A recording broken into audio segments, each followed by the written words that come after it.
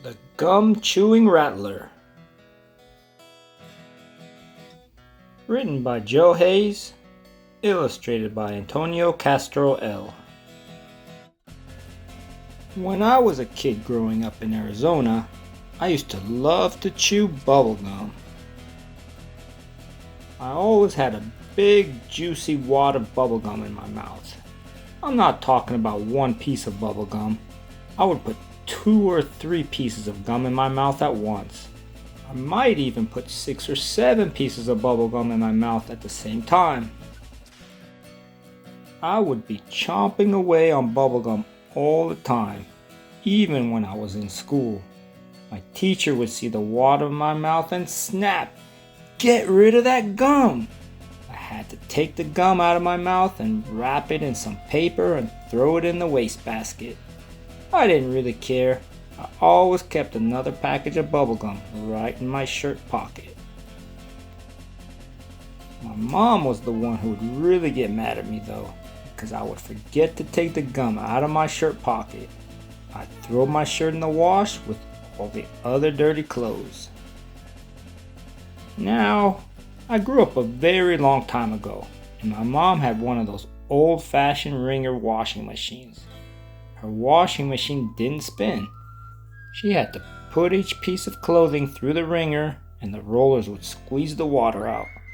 She would put my shirt through the wringer and the rollers would squish the bubblegum right into the clothes and make a big gunky stain all around the pocket.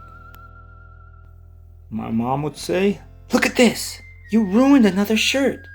But then one day, something happened that changed her mind, and she never got mad at me again for carrying gum in my shirt pocket. That day I was walking around out in the desert, kinda daydreaming, chomping on my bubblegum and not paying attention to where I was going.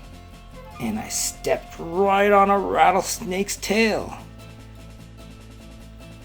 The snake couldn't rattle and warned me because I was standing on his tail.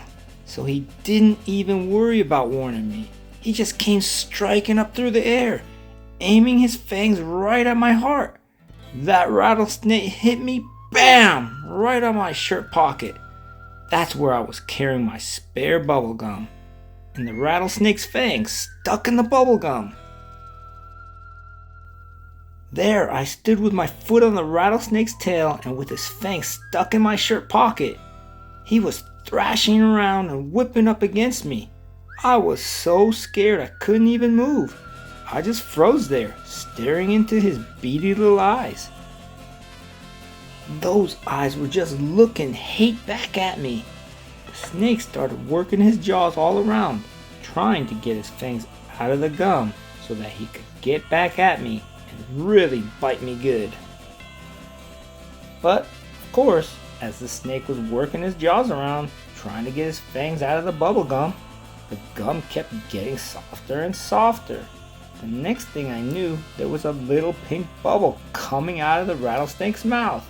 It got bigger and bigger till it was twice, maybe 3 times the size of a basketball. I got up all my courage. I brought my hand up slowly and pop! I broke the bubble. The snake went flying back and his head hit on a rock and it knocked him out cold.